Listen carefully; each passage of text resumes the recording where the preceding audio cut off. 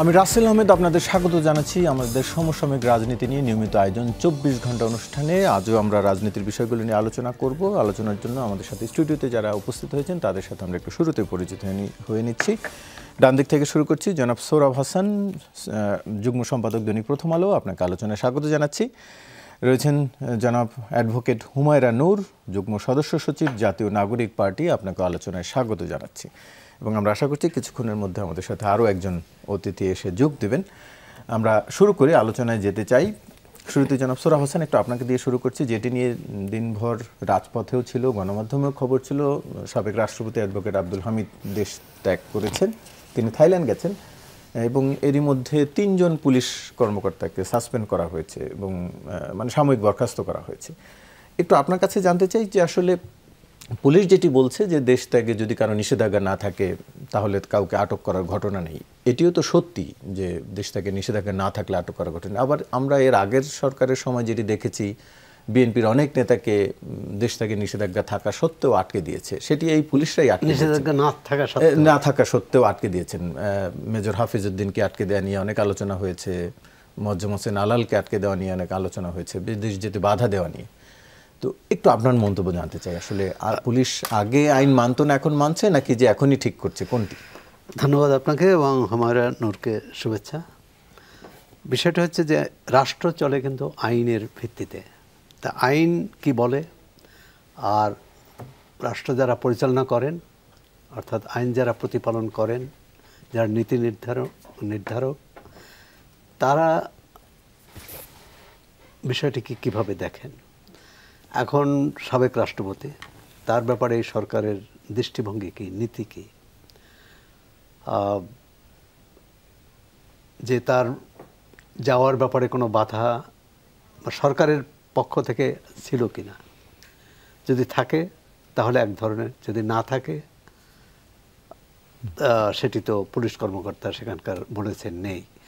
এখন তিনি খুবই গুরুত্বপূর্ণ ব্যক্তি, তিনি সাবেক রাষ্ট্রপতি, দুবার নির্বাচিত রাষ্ট্রপতি। বাংলাদেশে কিন্তু কেউ দুবার নির্বাচিত হননি রাষ্ট্রপতি পদে, কারণ রাষ্ট্রপতিরা 5 বছর মেয়াদ পূরণ করেছে, এই উদাহরণ কম। আর দ্বিতীয়ত হচ্ছে তিনি দলীয় রাজনীতি থেকে অনেক দিন থেকেই দলীয় রাজনীতির দূরে, যদিও তার ছেলে আওয়ামী লীগের এমপি ছিলেন। এখন এরকম একজন ব্যক্তি, যেটা বলা হয় রাষ্ট্রের 1 নম্বর ব্যক্তি ছিলেন, তার ব্যাপারে সরকারের কোনো নীতি থাকবে না, এটা কিন্তু হওয়ার কথা নয়। যে হয় তার ব্যাপারে কোনো নিষেধাজ্ঞা নেই অথবা আছে, যদি না থাকে সেটাও সরকারের কোনো বিবেচনা থেকে, আর যদি থাকে তো ছিল না, এটাই তো বোঝা যায়। এখন সরকারকে ভাবতে পারেনি যে তিনি চিকিৎসার জন্য বাইরে যেতে পারেন, বা তার তো এখনও নিরাপত্তাও দেওয়া হয়। সাবেক রাষ্ট্রপতি হিসেবে তিনি যে নিরাপত্তা পাওয়ার কথা সেটাও পান। এর একটা রাজনৈতিক হচ্ছে যে সেটি হলো যে যেহেতু তিনি আওয়ামী লীগের এমপি ছিলেন, আওয়ামী লীগ দলীয় এমপি হিসাবে স্পিকার ছিলেন, পরবর্তীকালে রাষ্ট্রপতি। গত যে ছাত্রগণ অভ্যুত্থান হলো স্বৈরাচারী সরকারের বিরুদ্ধে, সেই সময় কিন্তু তার কোনো ভূমিকা থাকার কথা না, প্রত্যক্ষ ভূমিকা থাকার কথা নয়।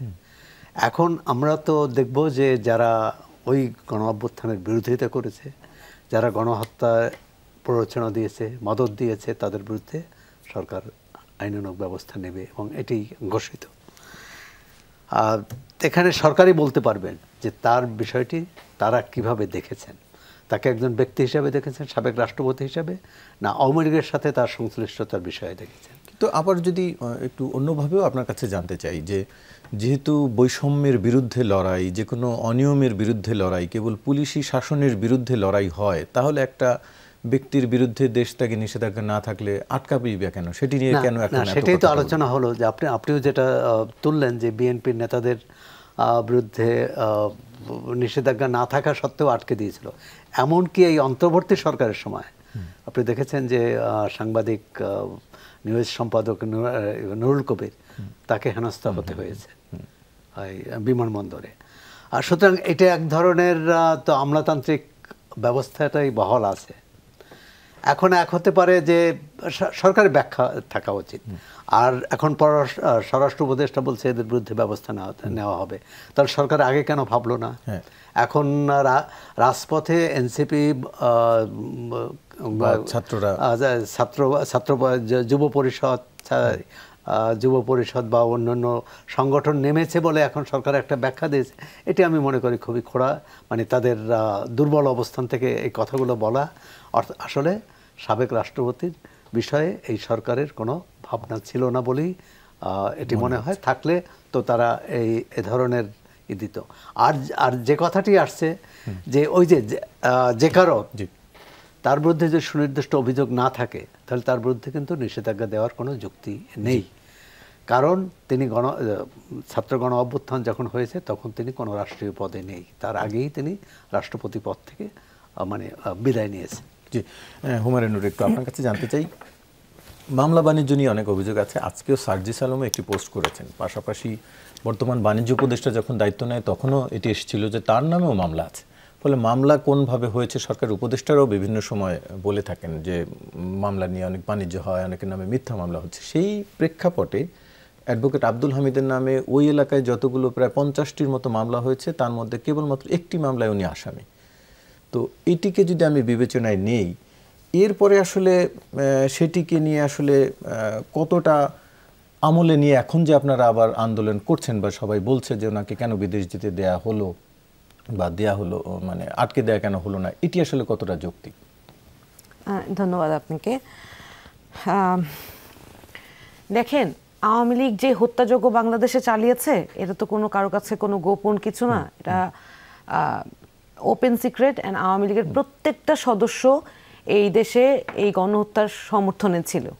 আপনি দেখেন, আরাফাত সাহেব বলেছে ছাত্ররা গাঁজা খেয়ে কাজ করছে, সেই আরাফাত সাহেবকে বাংলাদেশের কোন শক্তি এই হত্যাযজ্ঞে সরাসরি নির্দেশনা দেওয়া হয়েছে? সেই ওবায়দুল কাদের সাহেব, যিনি বলেছেন যে এই ছাত্রদেরকে দমন করতে ছাত্রলীগই যথেষ্ট। তাহলে আজকে দেখা গেল আব্দুল হামিদ চৌধুরী সাহেবকে, অ্যাডভোকেট আব্দুল হামিদ চৌধুরী সাহেবকে একটা ফ্রি এসকেপ দেওয়া হলো। উনি তো হত্যা মামলার আসামি, মামলায় উনি সম্পৃক্ততা কতটুকু আছে সেটা তো বিচার্য বিষয়। আপনি বিচার ফেস করেন। যখন বিগত 15 বছরে 17 বছরে বিএনপির শীর্ষস্থানীয় সমস্ত নেতা থেকে শুরু করে খোদ বেগম খালেদা জিয়া যেই পরিমাণ নির্মমভাবে মামলার মিথ্যা মামলা, নানান রকম ভুয়া মামলার শিকার হয়েছে, কেউ রাজপথে একদিনের জন্য নামতে পারে নাই। নামার আগে তার নামে 14টা ভুয়া মামলার শিকার, যা বেল হয়েছে, জেল গেট থেকে আবার আরও 2টা মামলায় গ্রেফতার। তো এই পরিস্থিতিতে আমরা তো বলছি না যে কাউকে ভুলভাবে কারো নামে তথ্য প্রমাণ না থাকা সত্ত্বেও কাউকে কোনো মামলায় জড়িত করা হোক, কিন্তু যারা আওয়ামী লীগের দায়িত্বশীল পর্যায়ে ছিলেন এই জুলাইয়ে, তারা একজনও যদি নিজের দায়িত্বের জায়গা থেকে এসে বলতো যে এই সন্তান আমার সন্তান, এই সন্তানদের বুকে গুলি চালানোর ব্যাপারে আমি সমর্থন করি না, শেখ হাসিনাকে যদি উনি অনুরোধ করতেন বা উনি যদি নির্দেশনা দিতেন, উনি একবার যদি বলতেন যে উনি এইটা সমর্থন করছেন না, আমরা ওনাকে মাথায় তুলে রাখতাম। তার মানে আপনার কথা কি এরকম যে আওয়ামী লীগের প্রতিটি সদস্য দায়ী, মানে আওয়ামী লীগের প্রত্যেকে দায়ী যারা আওয়ামী লীগের সমর্থক কর্মী? আপনি জুলাই আগস্টের ওই 36 দিনের ঘটনা ছাড়াও এর পরের বাস্তবতা চিন্তা করেন।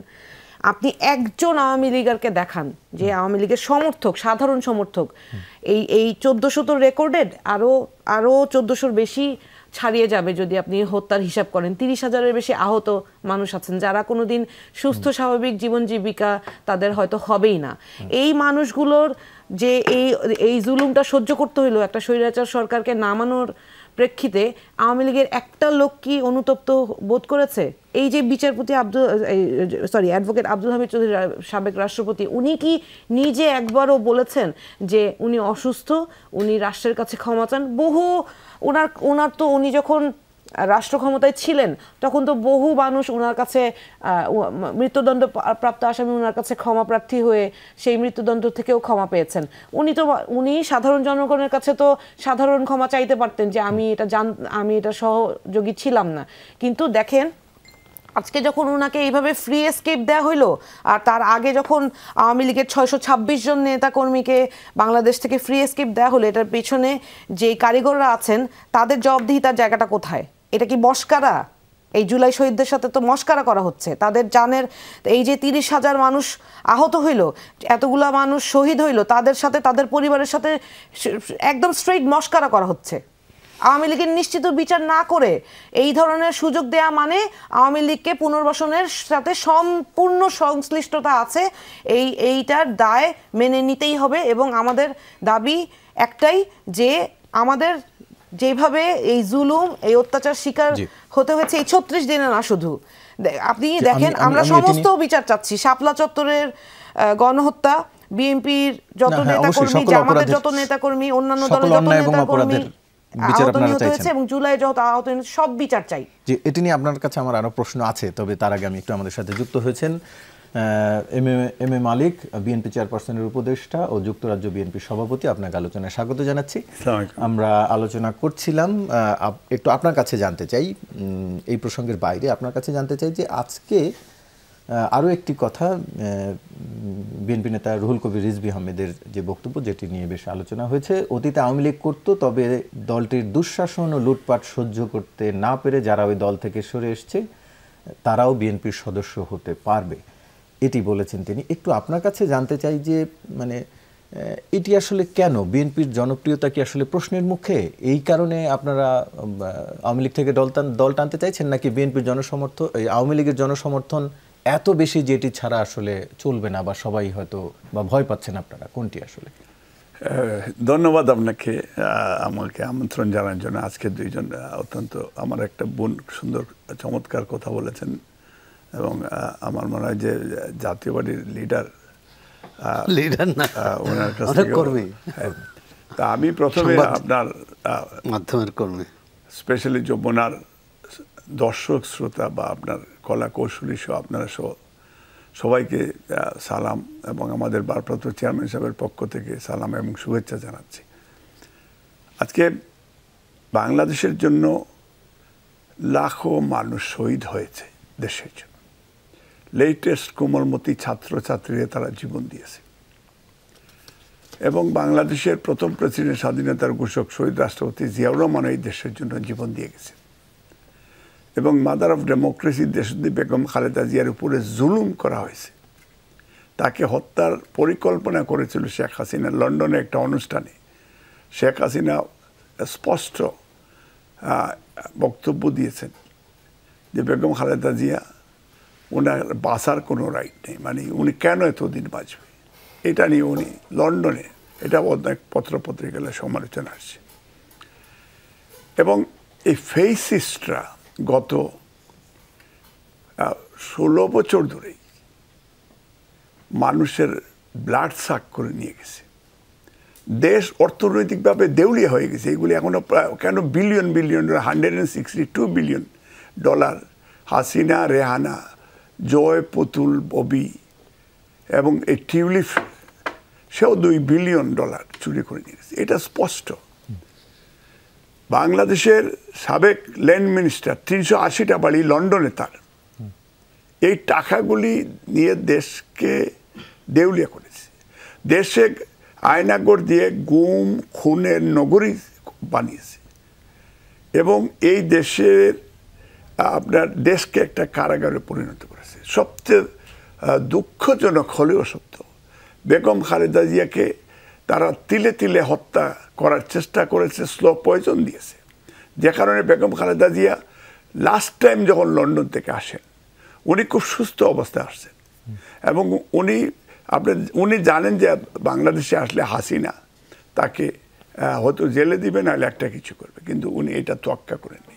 ওখানে বসে ডিক্লেয়ার করেছিলেন দেশের বাইরে আমার কোনো ঠিকানা নেই, এবং উনি কথা এবং কাজে মিল রেখেছে। কিন্তু বাংলাদেশে আসার পরে হাসিনা মিথ্যা মামলা দিয়ে ওনাকে জেলে দিল।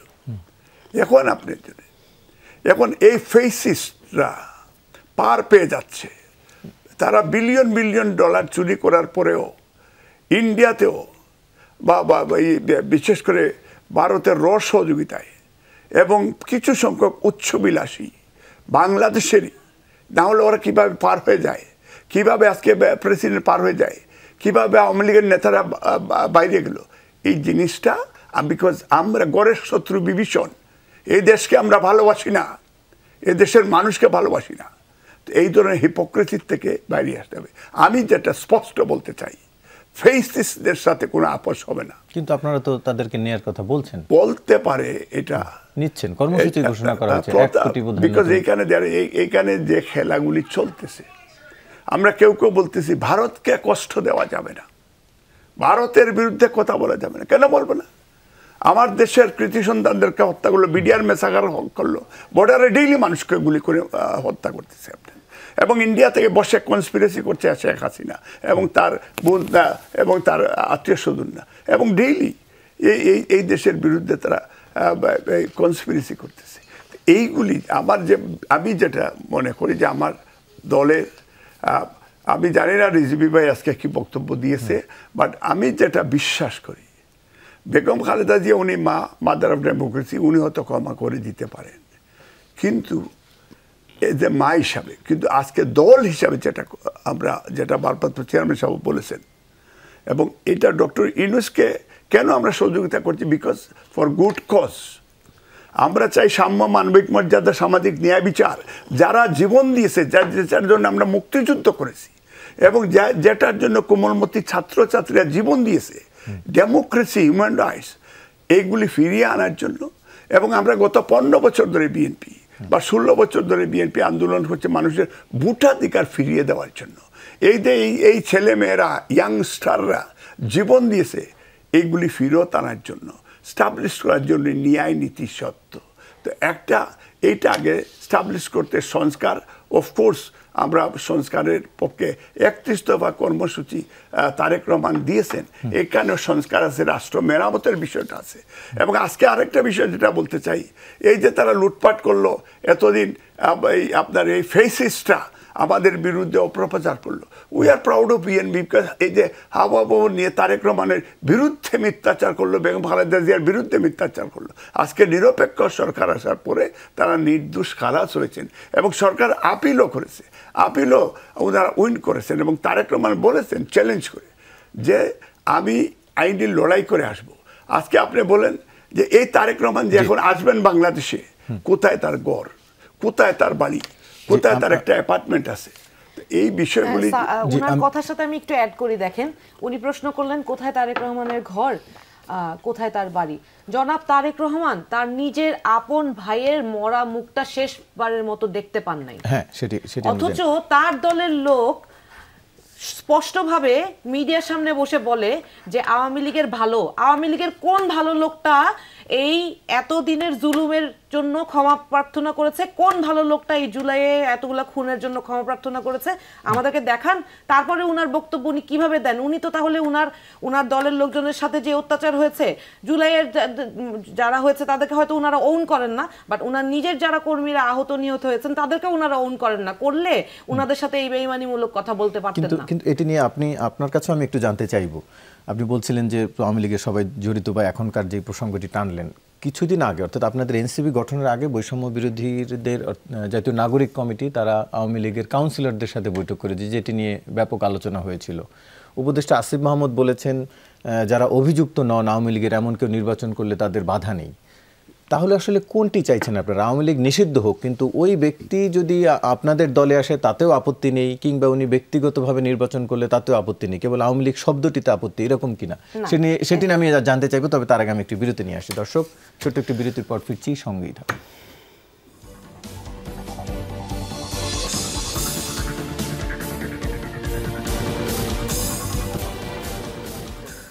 আবারও স্বাগত, দেখছেন 24 ঘন্টা আলোচনায় ফিরছি। হুমায়ুন নূর, একটু আপনার কাছে জানতে চাই, যেটি বলছিলাম যে উপদেষ্টা আসিফ মাহমুদ বলছেন অভিযুক্ত নন আওয়ামী লীগের এমন যে কেউ নির্বাচন করতে চাইলে বাধা নেই। আবার আপনারা আওয়ামী লীগ নিষিদ্ধের কথাও বলছেন। আসলে কোন জায়গাটায় আপত্তি সেটি যদি একটু বলতেন, যে আওয়ামী লীগ শব্দে নাকি কোন জায়গায়? আমি জিনিসটা ক্লিয়ার করি। প্রথমত উপদেষ্টা আসিফ মাহমুদ তো আর এনসিপির না, উনি এখন ক্ষমতার একটা অংশ। তো যেই ঘটনাটা যদি সেটিও বলি, এর আগে নাগরিক কমিটি কাউন্সিলরদের সাথে নিয়ে বৈঠক করেছে। কাউন্সিলররা যারা নির্বাচন করে কাউন্সিলর পদে জয়ী হয়েছিলেন তারা আমাদের সাথে দেখা করতে এসেছিলেন, এবং ওখানে যেই বক্তব্যটা উঠে এসেছিল যে গণহারে সবাই কিন্তু আওয়ামী লীগের প্রতিনিধিত্ব করে ইলেকশন করে নাই। লোকালি যেমন ধরেন আপনি একজন ইনফ্লুয়েন্সিয়াল মানুষ, আপনাকে সবাই দেখে চিনে, আপনি স্বতন্ত্র ইলেকশন করেছেন, আপনি জিতেছেন। যেভাবে এইবার সংসদে অনেকে স্বতন্ত্র হিসেবে নির্বাচিত হয়েছে, ওইটা কিন্তু ডামি ইলেকশন ছিল, ওটার সাথে এটা একটা পার্থক্য আছে। লোকাল ইলেকশন আর পার্লামেন্টারি ইলেকশনের মধ্যে অনেক পার্থক্য আছে, অনেক পার্থক্য আছে। এবং এই জন্যই কিন্তু আমরা আগে লোকাল ইলেকশন দেওয়ার কথা বলেছি, যে লোকাল ইলেকশন দেন যারা প্রপার তৃণমূলে, যাদের আসলে ইনফ্লুয়েন্স আছে, যারা আসলে তৃণমূলের রাজনীতি করে, তারা দলমত নির্বিশেষে উঠে আসুক। আচ্ছা, তো ওই সময় যে ঘটনাটা হয়েছিল তখন হয়তো উনি ওই প্রেক্ষাপটটা বুঝে করেছেন না বুঝে করেছেন সেটা আমি জানি না। যদি উনি বলে থাকেন আওয়ামী লীগের যারা নির্দোষ, আওয়ামী লীগের নির্দোষ আপনি কখন মানবেন? যখন সে নির্দোষ প্রমাণিত হবে, তার আগে নির্দোষ মানার কোনো সুযোগ নাই। আপনি ন্যূনতম অনুশোচনা যদি কারো থাকে আওয়ামী লীগের, আমি মানুষ হিসেবে তাকে ক্ষমা করতে রাজি আছি। আওয়ামী লীগ যেই কাজ বিএনপির সাথে, জামাতের সাথে, অন্যান্য দলের সাথে করেছে, সেই কাজ করতে আমি রাজি নাই। তারা যদি কেউ ক্ষমা প্রার্থনা করে বা তারা যদি অনুশোচনা বোধ করে মানুষ হিসেবে, আমি তাদেরকে আরেকজনকে মানুষ হিসেবে কনসিডার করতে রাজি আছি। আমি সেই জুলুম করব না যেই জুলুম আওয়ামী লীগ করেছে, কিন্তু বিচার নিশ্চিত করতে হবে। আওয়ামী লীগের ক্ষমতার কাঠামো বসে আওয়ামী লীগ যে অত্যাচার জুলুম করেছে সেটার বিচার নিশ্চিত করতে হবে। আওয়ামী লীগকে সেই ক্ষমতার জায়গায় আর যাইতে দেওয়ার সুযোগ কোনোভাবেই দেওয়া যাবে না, যেখানে গিয়ে তারা নির্বিঘ্নে মানুষকে খুনের আদেশ দিতে পারে। এইটাই আমাদের বক্তব্য, একদম ক্লিয়ার, একদম স্পষ্ট বক্তব্য।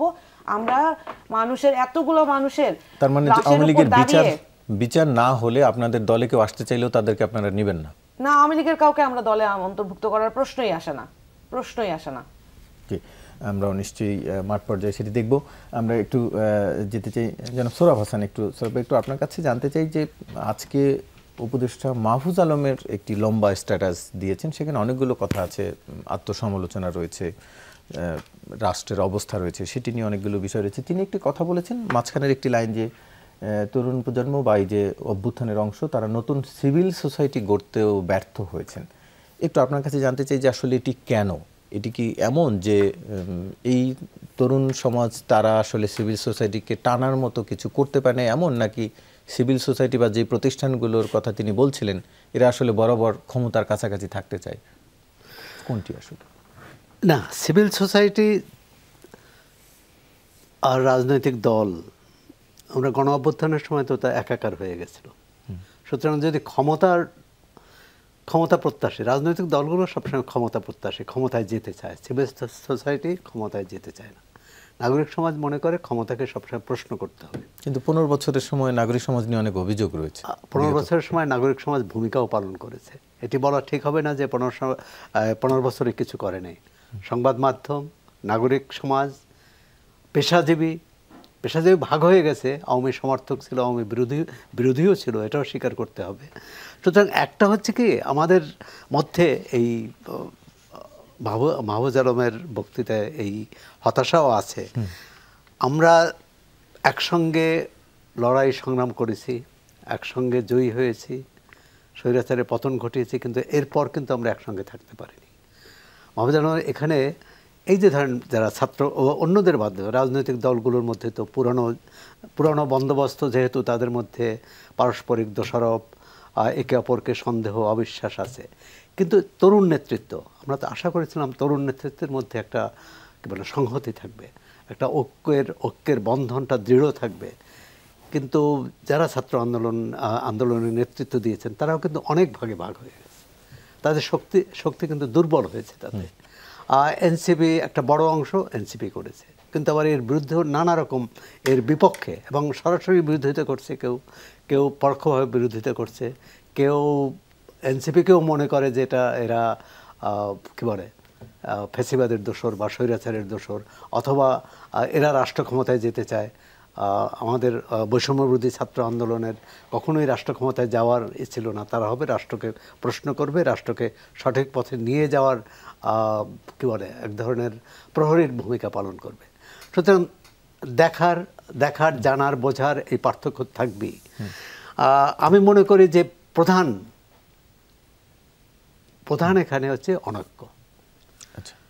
অভ্যুত্থানের সময় এবং তার অব্যবহিত পরও যে ঐক্যটা ছিল সেই ঐক্যটা নেই। এটি একটি বড়। এমনকি ধরেন এই যে নির্বাচন এবং সংস্কার, সেটা নিয়েও কিন্তু কিন্তু তার এইখানে যে আক্ষেপটি যে সিভিল সোসাইটিও তাদের পক্ষে নেই, এর কারণটি কি বলে আপনি মনে করছেন? কেন সিভিল সোসাইটি তাদের না, এখন সিভিল সোসাইটিকে আমি তো মনে করি রাজনৈতিক দল করার আগ পর্যন্ত এরাও সিভিল সোসাইটির সদস্য, এমনকি বৈষম্যবিরোধী ছাত্র আন্দোলনের সিভিল সোসাইটির সদস্য। তারা তো তখন রাজনৈতিক দল করবে এটা ভাবেনি, তারা ন্যায়ের পক্ষে লড়াই করেছে। বাংলাদেশে যারাই ন্যায়ের পক্ষে লড়াই করে তারা সিভিল সোসাইটির অংশ। যদি রাজনৈতিক দল হিসাবে না করে, দল হিসাবে করলে তো দলীয় পরিচয় হলো, দলীয় পরিচয় বাইরে যে।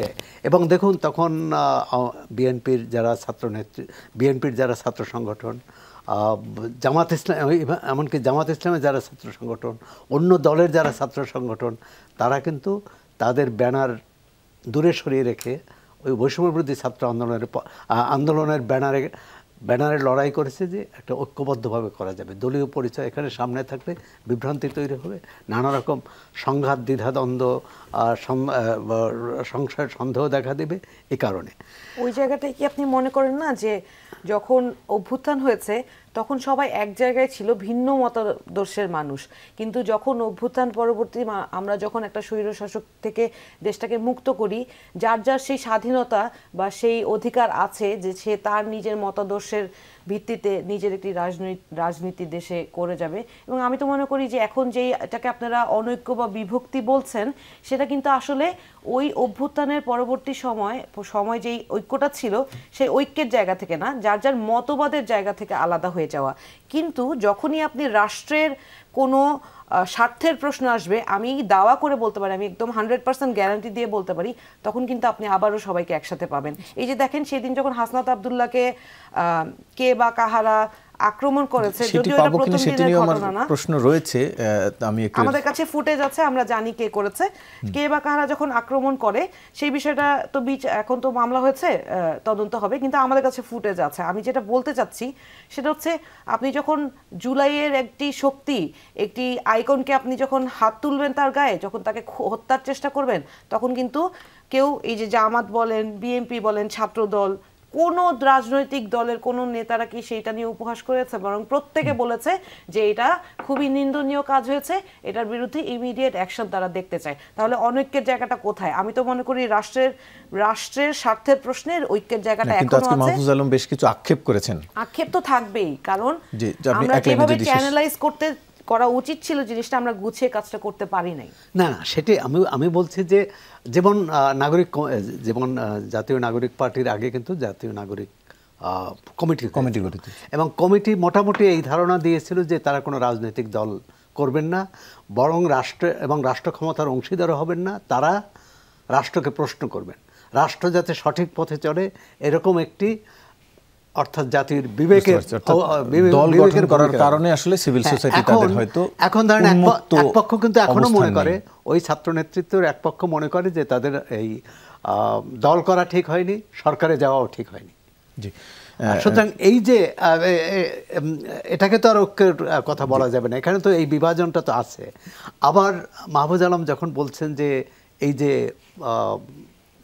কি বলে জুলাই আগস্ট অভ্যুত্থানের যে চেতনা এবং যারা নেতৃত্ব দিয়েছে তাদের যথাযথ সম্মান দেওয়া, বা তাদেরকে রাষ্ট্র ক্ষমতার যে সম্মান পাওয়ার কথা, যে তাদের অধিকার থাকার কথা, সেখান থেকে তারা সেটা দিতে পারেনি, রাষ্ট্র দিতে পারেনি।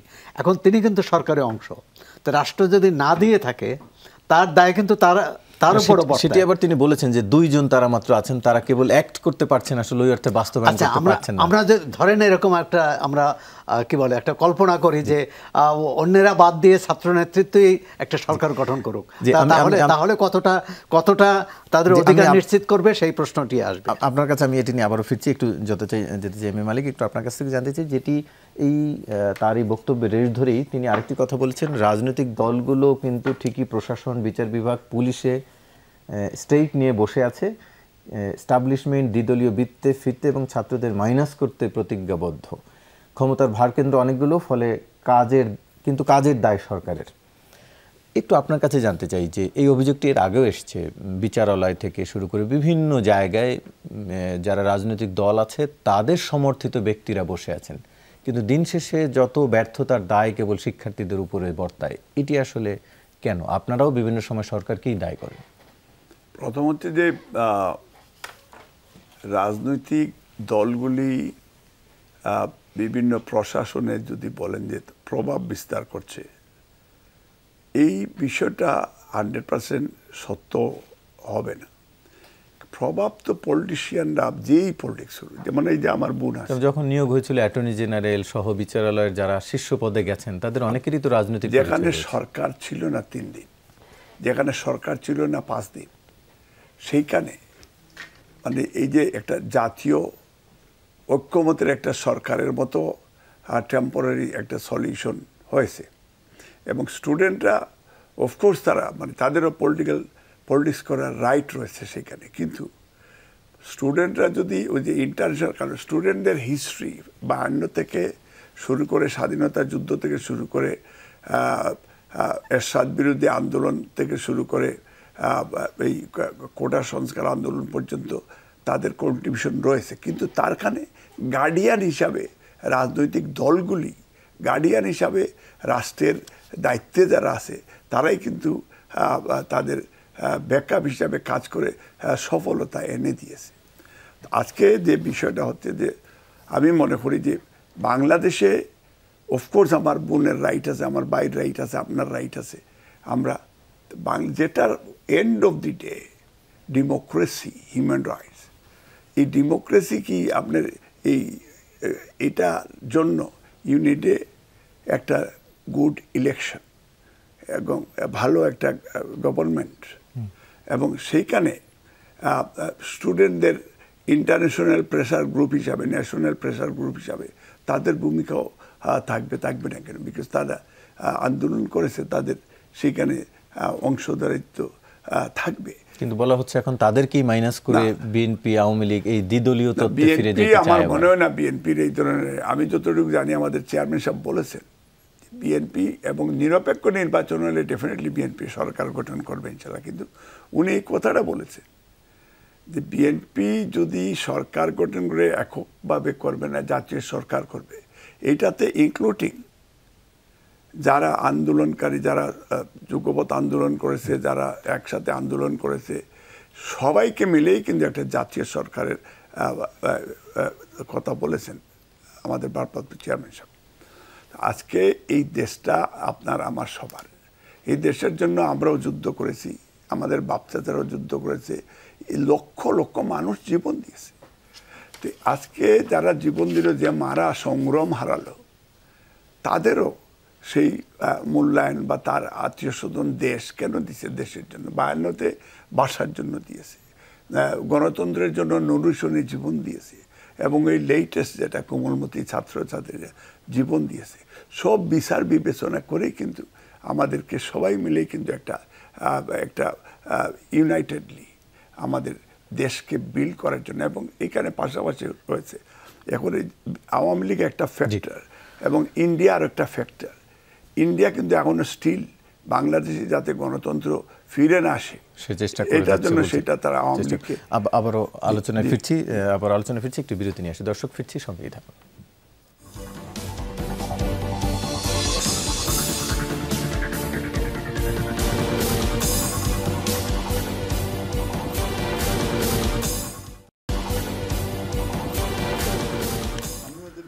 আবারও স্বাগত, দেখছেন 24 ঘন্টা আলোচনা। ফিরতে চাই সোহরাব হাসান, একটু আপনার কাছে জানতে চাই যেটি নিয়ে আসলে আলোচনা এসছে বা যে আক্ষেপ সব মিলে, একটু আপনার কাছে জানতে চাও যে আসলে এত বড় অভ্যুত্থানের পরে এখন যে প্রশ্নগুলো আসছে, জুলাই অভ্যুত্থান কি আসলে সফল হতে যাচ্ছে, নাকি আসলে দিন শেষে এত মানুষের যে প্রত্যাশা সেটি আসলে ব্যর্থই হবে?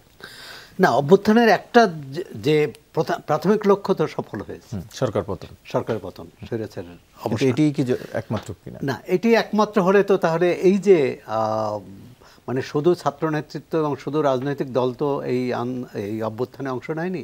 সাধারণ মানুষ, খেটে খাওয়া মানুষ, রিক্সা চালক, দিনমজুর, অটো চালক, ফুটপাতের হকার, তারা অংশ নিয়েছে। সুতরাং তাদের ভাগ্যের পরিবর্তন হয়েছে কিনা? গত 10 মাসে 8-9 মাসে দৃশ্যমান কোনো পরিবর্তন হয়নি, বরং অনেকে চাকরি হারিয়েছেন, অনেকে জীবিকা সংকটের মুখে। সুতরাং এটি একটা ব্যাপার। আরেকটি ব্যাপার, হুমায়ুন নূর বলছিলেন যে ঐক্য, ছাত্রদের মধ্যে সেই ঐক্য আছে এখনো, থাকলে খুবই খুশি হতাম। কিন্তু দেখুন, সম্প্রতি হেফাজত ইসলামের একটা সমাবেশ হয়েছে এবং সমাবেশে নারী বিষয়ক সংস্কার কমিশন সম্পর্কে যে ভাষায়, যে কেউ দ্বিমত করতে পারে, বিরোধিতা করতে পারে, প্রতিবাদ করতে পারে, কিন্তু যে ভাষায় সেই কমিশনের সদস্যদের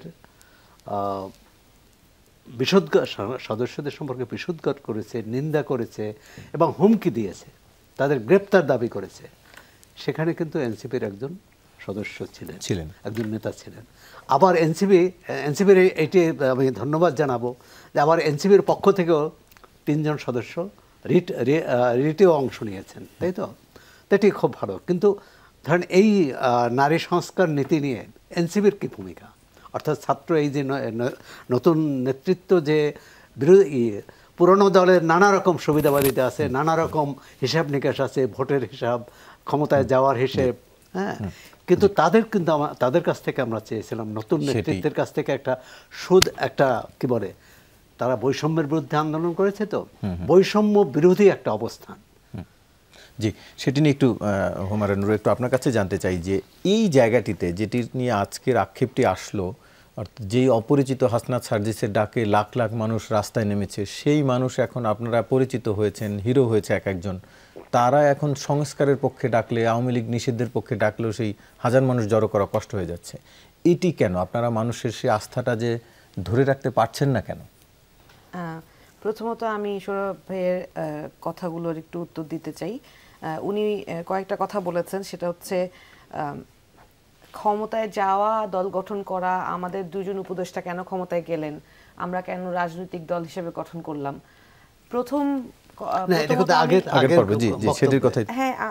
ওটার পর আমি সুযোগ পাইনি কথা বলার, আমাকে তো কথা বলার সুযোগ দিতে হবে, আমি তো জমিয়ে রেখেছি কথা। তো আমরা তো রাজনৈতিক দল গঠন করতাম না যদি আমরা এটা বুঝতাম যে গণ অভ্যুত্থান পরবর্তী যে গঠিত সরকার গঠিত হয়েছে, সেই সরকার সংস্কার এবং দেশের যেই স্বৈরাচারী রাষ্ট্র কাঠামো, সেই রাষ্ট্র কাঠামো পরিবর্তন করবে এবং বিদ্যমান যে রাজনৈতিক দলগুলো আছে সেই দলগুলো সম্মিলিতভাবে এবং সচেষ্টভাবে এই কাজটা করবে। কিন্তু সাধারণ একটা দাবি ছিল আমাদের, সেটা হচ্ছে জুলাইয়ের যে প্রোক্লামেশন, সেটাই আমরা পাই নাই।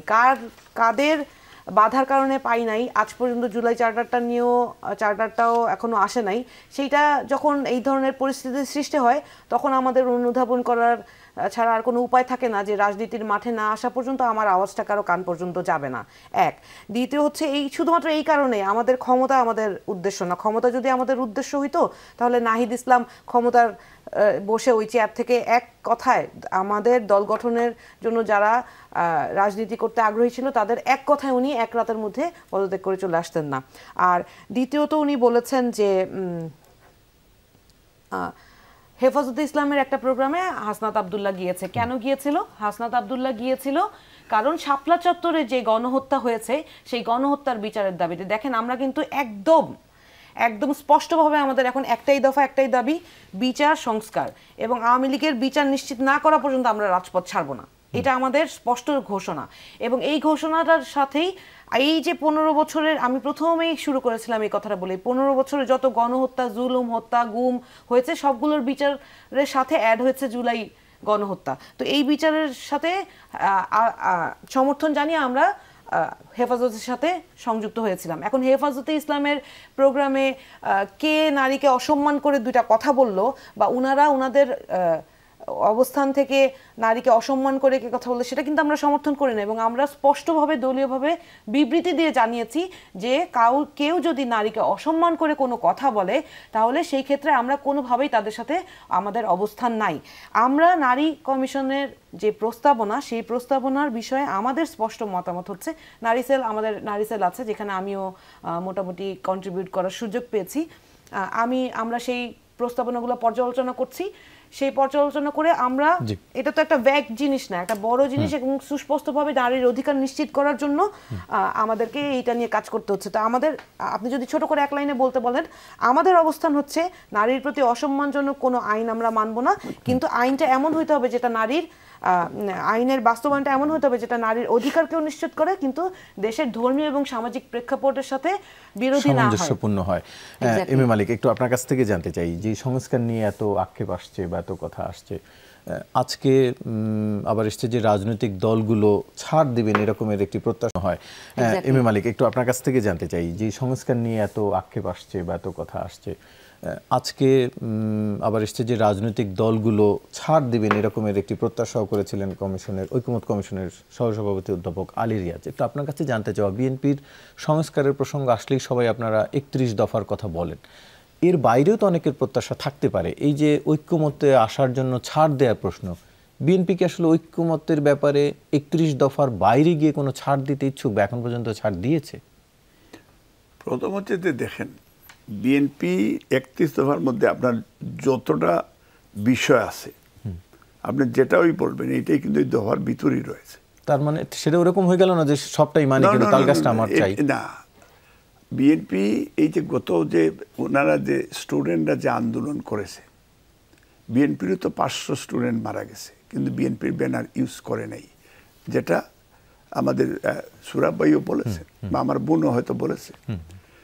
এখন যে বিষয়টা, ইভেন আমরা লন্ডনে আমরা ট্রাফালগার স্কয়ার, আপনারা নিশ্চয়ই আপনাদের নিউজে আসছে, মানে স্বাধীনতার পরে এই প্রথম ট্রাফালগার স্কয়ারের সবচেয়ে বৃহত্তর 2টা প্রোগ্রাম, একটা এই স্টুডেন্টদের পক্ষে, ছাত্রদের পক্ষে যুক্তরাজ্য বিএনপি কিন্তু করেছে, কিন্তু ব্যানার আমরা যুক্তরাজ্য বিএনপি ব্যবহার করি নাই, বিকজ আমাদের টার্গেটটাই ছিল ফেসিস্টের পতন হোক এবং স্টুডেন্টদেরকে আমরা উৎসাহ দেওয়া, উদ্দীপনা দেওয়া।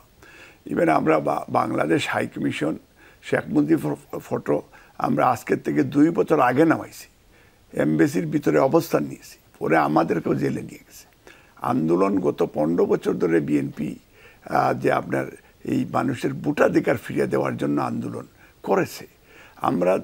আমার নেত্রী, আমার মা জেলে ছিল এবং বিনা চিকিৎসায় তার ছেলে আরাফাত রহমান কখন মৃত্যুবরণ করেছে, তারেক রহমানের একবারে মাজা ভেঙে দিয়েছে। তারপরেও আমরা চাই যে দেশ ভালো চলুক, দেশের পক্ষে বেগম খালেদা জিয়া। কিন্তু সেই ক্ষেত্রে সংস্কারের প্রসঙ্গ যদি আসে, সংস্কারটা তো সবাইকে নিয়েই তো করবেন আপনি, কিন্তু আপনারা কি ছাড় দিচ্ছেন না? দিবে না কেন? সংস্কার তো এখন আপনি যেমন সরকারে যারা আছে, সংস্কার তো একটা পলিটিক্যাল পার্টি, তারাও যদি ক্ষমতা ইলেকশনে আসে তারা সংস্কার করবে। আমরা তো সংস্কারের পক্ষে, এবং আরো অনেক সংস্কার তো মানে আপনারা যা যা চান ওইগুলো সংস্কারের পক্ষে, এর বাইরে তো আপনারা নামছেন কিনা? যেমন আইনের শাসন আপনারা যেটা করবেন, পার্লামেন্টারি ডেমোক্রেসি যেটা আমরা বিশ্বাস করি এবং এটা আমরা প্র্যাকটিস করি। এবং আজকে এই যে আপনার এই যে রোহিঙ্গার ইস্যু, এখন আরেকটা গাজা বানাইতে চান আপনারা, এরপরে এখন পর্যন্ত আপনারা করিডোর ইন্ডিয়ার এটা স্টপ করেন নাই, এখন পর্যন্ত আপনারা রামপাল দিয়ে দিচ্ছেন, এটার ব্যাপারে কথা বলেন না, ফারাক্কার ব্যাপারে কথা বলেন না, বারাক নদীর উজানে বাঁধেগুলির ব্যাপারে কথা বলেন না, কেন ক্ষমতা থাকতে চান? Why so long? এখানে আপনার কনক্লুশন, প্রবাসীদের জায়গা জমি দখল করা হচ্ছে, প্রবাসীদের ভোটাধিকার স্টাবলিশ করছে না। আমরা রেমিটেন্স যোদ্ধা বলেন, আমরা যদি রেমিটেন্স যোদ্ধা প্রবাসীরা হয়ে থাকে, তাকে এয়ারপোর্টে কেন হ্যারাসমেন্ট করেন? তার জায়গায় এখন পর্যন্ত গত এই যে 15 বছর ধরে ফেসিস্টরা দখল করে রেখেছে সারা বাংলাদেশে, যেই প্রবাসীরা ডেড লেবারের কাজ করে এই দেশে একটা তার রিটায়ার্ড লাইফ, তার মার ডেড বডি নিয়ে আসতে চায় বাংলাদেশে, তাকে আসতে বাধা দিচ্ছেন কেন? এই জন্য আমার মনে হয় যে আপনার এই সরকার যদি ভালো কাজ করে, আমার দলের পক্ষ থেকে তো বলেন তারেক রহমান যে এই সরকারকে আমরা সহযোগিতা করতে চাই, এই সরকারকে আমরা সহযোগিতা করছি, ভালো করলে আপনারা সহযোগিতা করতে চান এবং করে যাচ্ছেন, সেটি বলতে চাচ্ছেন। আপনাদের তিনজনকে আলোচনায় অংশ নেওয়ার জন্য ধন্যবাদ জানাচ্ছি। শেষ করতে হচ্ছে আজকের অনুষ্ঠান। দর্শক, এই ছিল 24 ঘন্টার আয়োজন। সাথে থাকার জন্য ধন্যবাদ সবাইকে।